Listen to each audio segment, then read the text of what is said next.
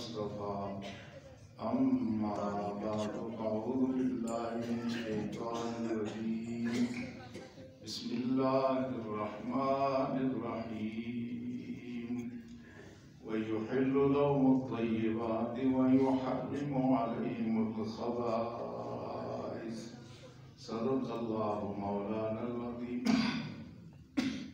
قال الله تبارك وتعالى في شان حبيبه الكريم إن الله وملائكته يصلون على النبي يا الذين آمنوا صلوا عليه وسلموا تسليما اللهم صل على سيدنا ونبينا ومولانا محمد وعلى آله وأصحابه أجمعين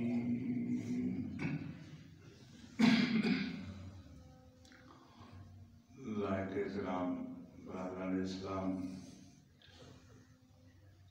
رجب المرجب کے اس ماہ مقدس کے آخر میں یعنی چند روز بعد اتوار اور سمار کی درمیانی رات یہ شب معراج ہے۔ آج اسی بڑی گفتگو کی جانی چاہیے تھی، لیکن بعض احباب نے جو اس وقت پوری دنیا میں اور پاکستان حالات کشمیر میں جو کرونا وائرس کی وجہ سے صورتحال پیدا ہو گئی ہے، بعض حضرات نے یہ تجویز دی کہ اس پر بات کی جائے تاکہ لوگوں کو صحیح صورتحال کا پتہ چلے۔ تو بنیادی طور پر تو یہ سائنس کا موضوع ہے، لیکن جو چیزیں میں نے کہیں پڑھی سنی سمجھی اور اس کے بعد جو اس کا شرعی پہلو ہے، ایک دوسرے سے ملنے جلنے میں احتیاط کرنا، ایک دوسرے کے ساتھ گلے نہ ملنا، یا اس طرح جو آج کل تجاویز آ رہی ہیں ان کے بارے میں بھی میں اختصار سے عرض کروں گا۔ یہ کہا جاتا ہے کہ یہ کورونا ایک قسم کا وائرس ہے۔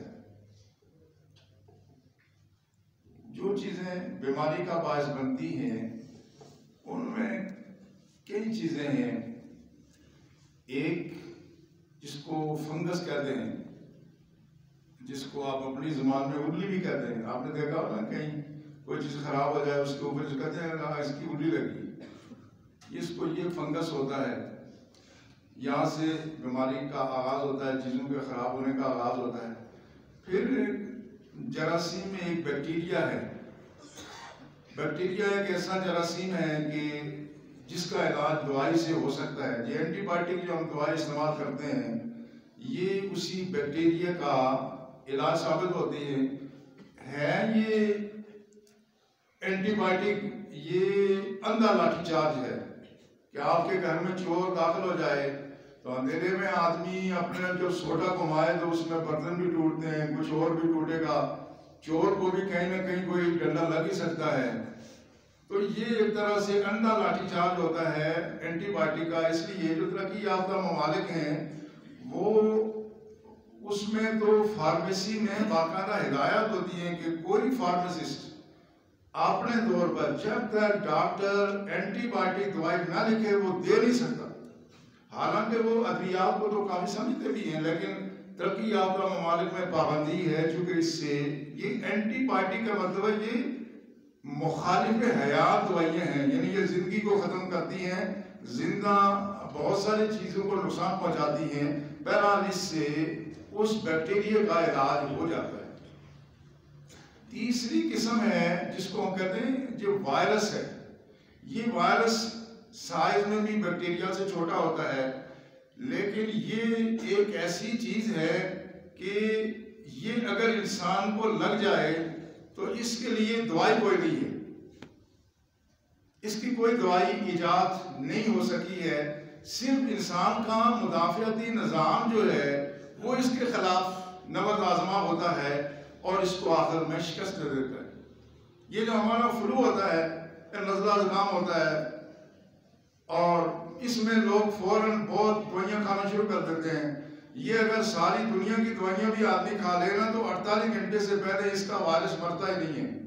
صرف احتیاط کرنی ہوتی ہے کہ جسم کو ٹھنڈ نہ لگے اور تھوڑی آدمی گرم سے استعمال کرے تاکہ یہ مزید نہ پھیلے. اس میں بھی کسی لمبی چوڑی دوائی کی ضرورت نہیں ہوتی.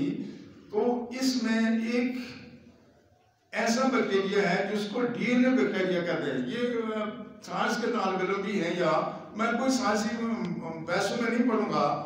اس کے لیے تو ویکسین جلدی تیار ہو جاتی ہے، لیکن یہ جو آر این اے وائرس ہے اس کی ویکسینیشن تیار کرنے میں مشکل یہ درپیش آتی ہے کہ یہ ہر دفعہ اپنا روح تبدیل کر لیتا ہے.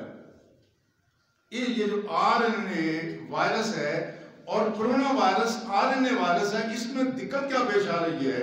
کہتے ہیں اس کے لیے ہم جو ویکسین تیار کریں گے، ابھی اس پہ کام ہو رہا ہے، یہ ایسی چیز ہے کہ ہر دفعہ نئے روپ میں حملہ آور ہوتا ہے. اور یہ جو اس وقت کرونا وائرس ہے یہ 60 سال پہلے اس کا پتہ چلا تھا اور کہا جاتا ہے کہ یہ اس کرونا وائرس کی 14ویں قسم ہے جو اس وقت حملہ آور ہوئی ہے. تو لہٰذا اس پر دنیا میں کافی تحقیق ہو رہی ہے. اس میں امریکہ میں کافی کام ہو رہا ہے کہ اس کی ویکسین تیار کی جائے. وہاں کوئی 40-45 افراد نے اپنے آپ کو پیش کیا ہے کہ ہم پر تجربات کریں. تجربات ہو بھی رہے ہیں.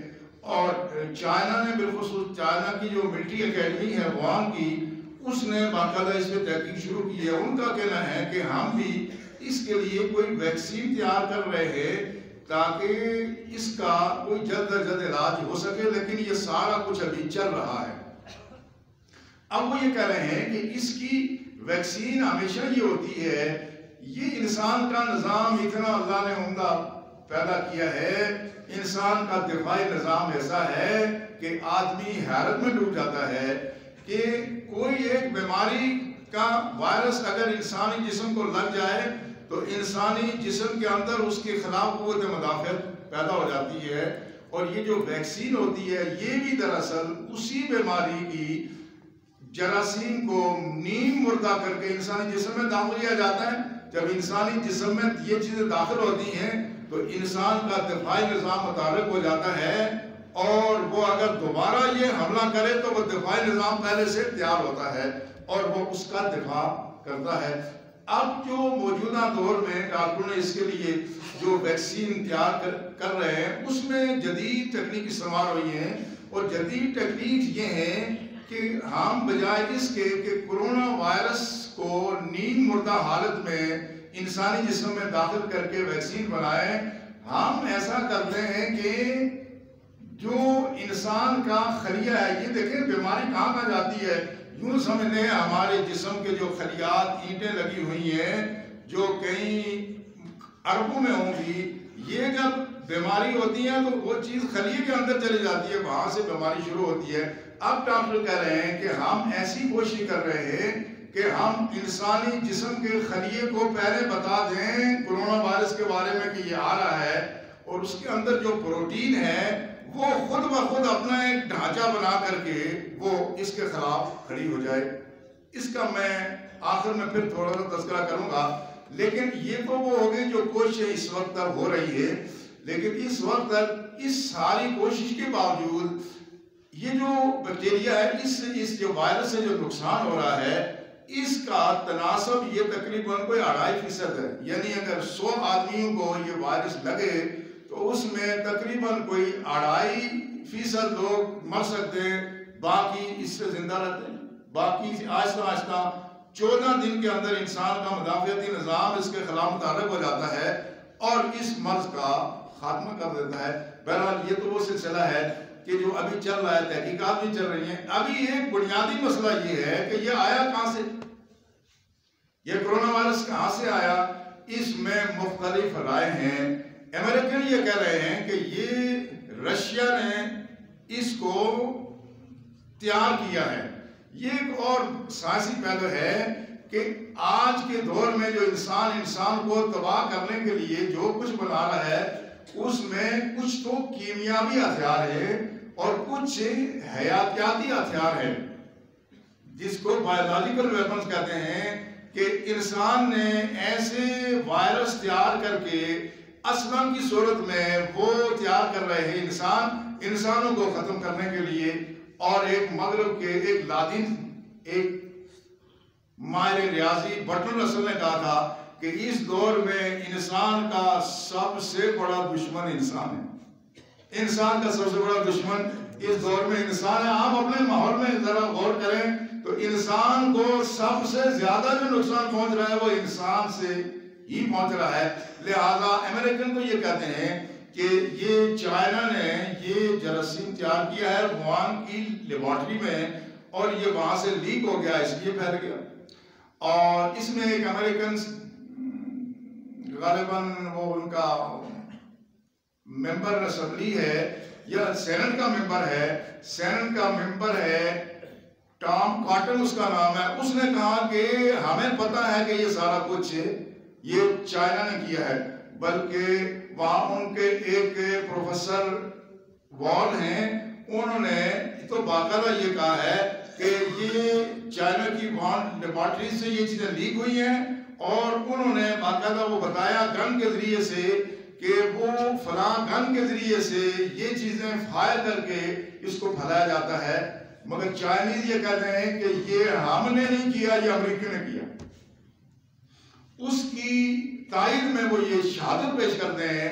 پچھلے عرصے میں آپ نے سوشل میڈیا پہ ایک وائرل تصویر دیکھی ہوگی یا ویڈیو دیکھی ہوگی جو صدام حسین کی ہے، جس میں صدام حسین یہ بتا رہے ہیں کہ امریکہ نے مجھے دھمکی دی ہے کہ میں ایران کے خلاف کرونا وائرس استعمال کروں گا. اس سے ان کا کہنا یہ ہے کہ اگر یہ کرونا وائرس پہلے سے تھا نہیں تو یہ دھمکی کیوں تھی. بہرحال یہ تو وہ چیزیں ہیں کہ جو مختلف ممالک ایک دوسرے پہ الزام لگا رہے ہیں، اور امریکہ نے بہت سارے چائنا کے صحافیوں کو اپنے ملک سے نکال دیا، چائنا نے ان کو نکال دیا.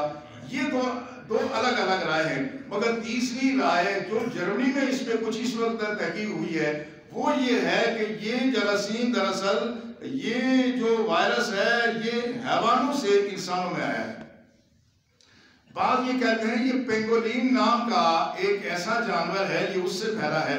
بعض نے کہا یہ چمگادڑ سے پھیلا ہے، اور اس پر چمگادڑ کے سے پھیلنے پہ بہت سارے اس پہ سائنسدانوں کا اتفاق بھی ہے. بلکہ برطانیہ کے جتنے چرچ تھے ان سب میں جتنے بھی چرچوں میں چونکہ وہاں چمگادڑ ہی ہوتے ہیں، چونکہ چرچوں میں وہاں جاتا کوئی نہیں. الحمدللہ یہ اس دین کی عظمت ہے کہ آج آپ دیکھیں کہ ہماری انتظامیہ نے عدلیہ نے سارے راستے بند کیے ہیں، ادھر سے بھی راستے بند، ادھر سے بھی بند. مگر آپ کو مبارک ہو کہ یہ آپ دیواریں پھلان کر کے پھر بھی خدا کے گھر میں آ رہے ہیں. حالانکہ کہا یہ جاتا ہے کہ ان اجتماع سے اجتناب کریں، فلاں کریں، یہ کریں، وہ کریں.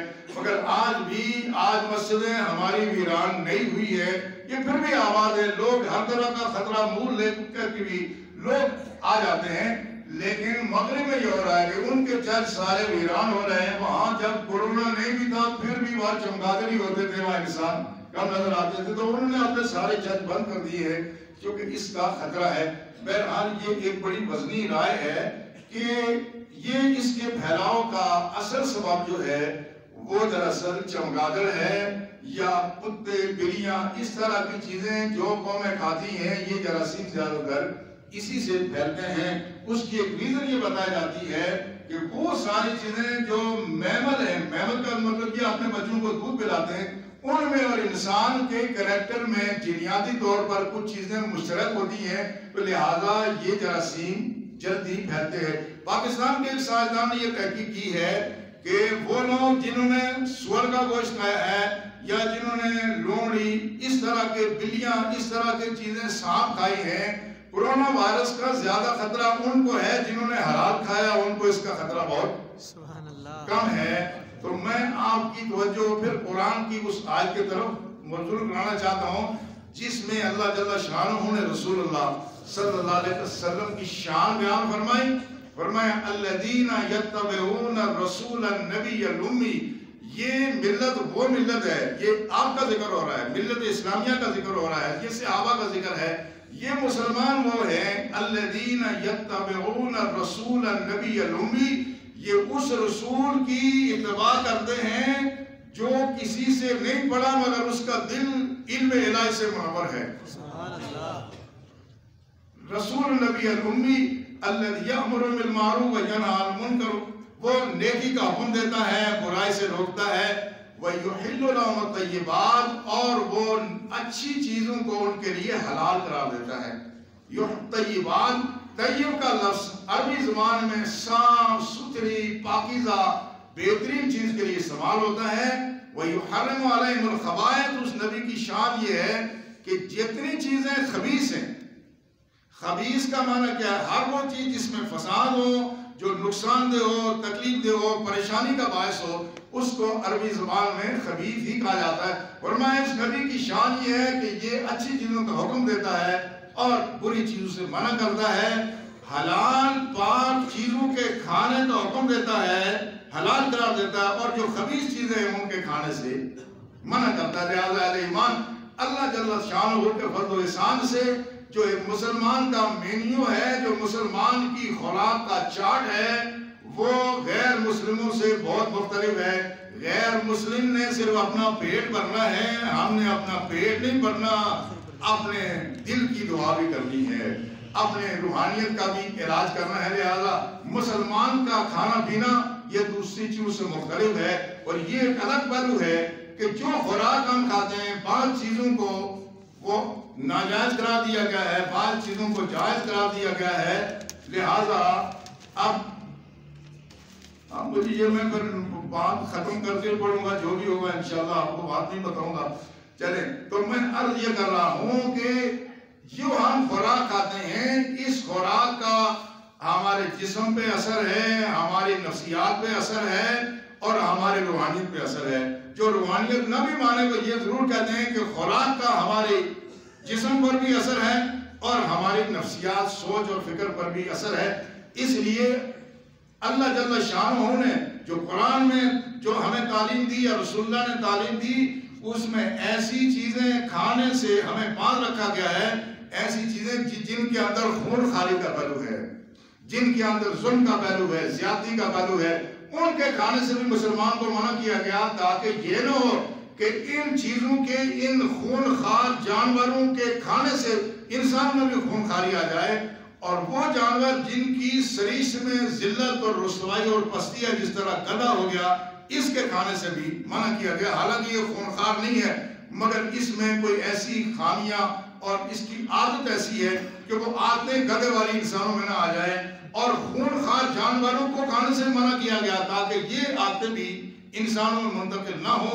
इसलिए रसूलुल्लाह सल्लल्लाहु अलैहि वसल्लम से एक सहाबी ने अर्ज किया, या रसूलल्लाह मा तरा फिल सालम, ये आप लोमड़ी के बारे में या रसूलल्लाह आप क्या फरमाते हैं? तो आपने फरमाया मैं याकुल सालम, फरमाया कोई इंसान लोमड़ी खा सकता है?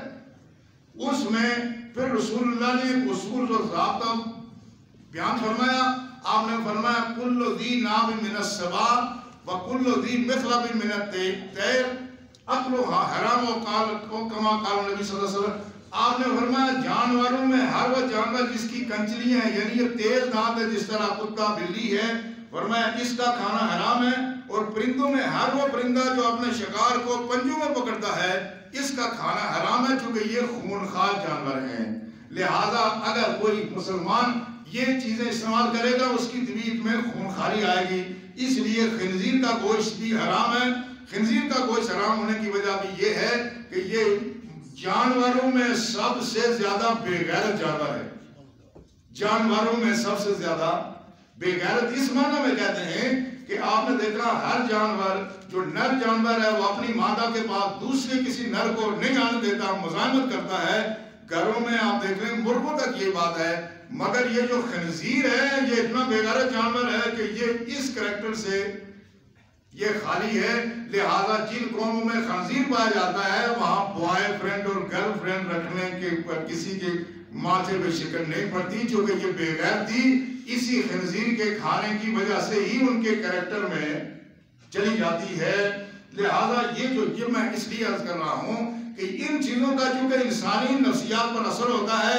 एक शख्स ने अर्ज किया, या रसूलल्लाह ये जो भेड़िया है, अगर इसको आदमी खाए तो फिर क्या होगा? फरमाया जो आदमी भेड़िया खाएगा उसमें कोई खैर की तोको नहीं होगी। मकसद ये है कि जो आदमी भेड़िया खाएगा वो भेड़िए का किरदार ही उसमें नमूनार होगा।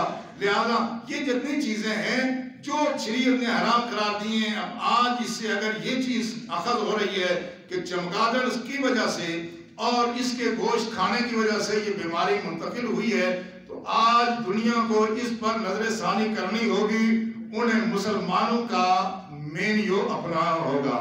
مگر عجیب بات یہ ہے کہ ادھر صورتحال یہ ہے، لوگوں کی آنکھیں کھل رہی ہیں، چائنا میں لوگ مسجدیں کھول رہے ہیں، ہمارے ہاں مسجدیں بند کرنے کی تجویز ہو رہی ہے۔ وہاں مسجدیں کھول رہے ہیں، کہتے ہیں مسلمان جاؤ، وہ کہتے ہیں تمہارا خدا بڑا سخت ہے، تم جاؤ اپنے خدا کے سامنے حاضر ہو جاؤ اور وہ اس کے سامنے تم دعائیں کرو تاکہ ہمیں اس چیز سے نجات ملے۔ مگر یہاں صورتحال بڑی مختلف ہے۔ لیکن اب آپ نے سنا پچھلے دنوں میں کوئی خواتین کا مارچ ہوا اور انہوں نے کہا، پہلے نعرہ یہ تھا ہمارا جسم ہماری مرضی، اب کوئی نعرہ تھوڑا تبدیل ہو گیا ہے، آپ اندازہ کریں یہ نہ جسم ہمارا ہے نہ مرضی ہماری ہے، جسم بھی رب نے دیا، اس جسم کی خوراک بھی رب نے تجویز فرمائی ہے، اس مینیو سے ہٹیں گے تو وہی کچھ ہوگا جو اس وقت ہو رہا ہے۔ لہذا اہل ایمان ضرورت اس بات کی ہے کہ وہ جو حلال و حرام کا اصول اور ضابطہ اللہ نے ہمیں عطا فرمایا، آج ہم دنیا کو بتائیں کہ تم جس مصیبت میں پھنسے ہوئے ہو، اس مصیبت سے نکلنے کا ایک ہی راستہ ہے کہ آئندہ حرام چیزیں کھانا چھوڑ دو، حلال چیزیں اختیار کرو، انشاءاللہ تم اس بیماری سے تمہیں سامنا نہیں ہوگا۔ لیکن جو صورتحال ہو گئی ہے اس میں اب کیا کیا جائے، احتیاطی تدابیر کیا کی جائے، بہت ساری چیزیں آپ اخبارات میں رسائل میں بھی پڑھتے ہیں۔ اس کی ایک احتیاط سے متعلق بعض لوگ پوچھتے ہیں کہ کیا آپس میں ہاتھ ملانا، معانقہ کرنا، یہ اس کی شرعی حیثیت کیا ہے؟ اس بارے میں امام بخاری نے کتاب الطب میں جو مختلف حدیث نقل کی ہیں اس میں 2 حدیثیں ہمارے لیے رہنما اصول پتہ کرتی ہیں۔ پہلی حدیث کون سی ہے؟ وہ رسول اللہ صلی اللہ علیہ وسلم نے فرمایا، اذا سمعتم بالطاعون بالارض فلا تدخلوها، اے اہل ایمان جب تم سنو کہ کسی علاقے میں طاعون پھیل گیا ہے، یہ وبائی بیماری ہے، فلا تدخلوها، تو اس جگہ داخل نہ ہونا، وَإِنْ وَقَعَ بِأَرْضٍ وَأَنْتُمْ فِيهَا وَأَنْتُمْ بِهَا، اگر کسی ایسی جگہ جہاں یہ طاعون پھیل جائے اور تم وہاں ہو، فَلَا تَخْرُجُوا مِنْهَا، تو اس سے باہر نکل کے بھاگنے کی کوشش نہ کرنا۔ دیکھو رسول اللہ کا جو ارشاد ہے کیسا ارشاد ہے، آج دنیا کہاں سے کہاں پہنچ گئی، مگر آج پوری دنیا میں یہی اصول تو اپنایا جا رہا ہے نا۔ اور وہاں سٹی میں چائنا نے کیا کیا، وہ جتنے اس شہر کے جتنے مریض تھے ان کو پابند کر دیا اور اس میں تمام ناکے لگا دیے کہ اس شہر کا کوئی آدمی باہر نہیں جا سکتا۔ تو وہاں اب دیکھیں ان کا جو اموات کا ریٹ ہے وہ بہت نیچے آ گیا ہے۔ وہی بات جو رسول اللہ نے ہمیں ارشاد فرمائی تھی آج اسی پہ عمل ہو رہا ہے۔ آج ساری دنیا یہ کہہ رہی ہے نا کہ جہاں پر یہ بیماری ہو وہاں نہ جاؤ، اور جو بیماری سے متاثر لوگ ہیں ان کو دوسروں میں نہ آنے دو۔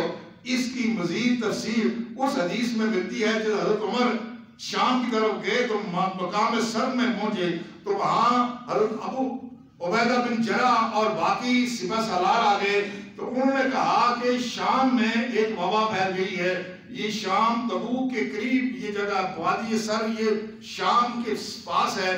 تو حضرت عمر سے کہا کہ آپ آگے نہ جائیں، تو حضرت عمر نے کہا، حضرت ابن عباس کہتے ہیں مجھے فرمایا کہ آپ ایسا کرو کہ جا کے جو مہاجرین میں اکابر ہیں ان کو بلاؤ۔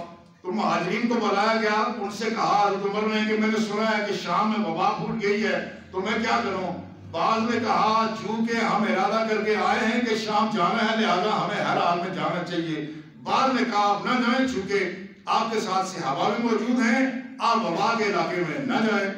آپ نے کہا اچھا تم چلے جاؤ، ان کو بھیج دیا۔ پھر کہا کہ انصار میں بڑے بڑے لوگوں کو بلاؤ، انصار کو بلایا، ان سے پوچھا، ان کی رائے بھی تقسیم تھی۔ حضرت عمر نے کہا تم بھی چلے جاؤ۔ پھر کہا کہ جو فتح سے متعلق یعنی اس سے مراد وہ لوگ ہیں جو صلح حدیبیہ میں شامل تھے، اور میں ان اکابرین صحابہ کو بلا لوں، میں ان سے مشورہ کروں۔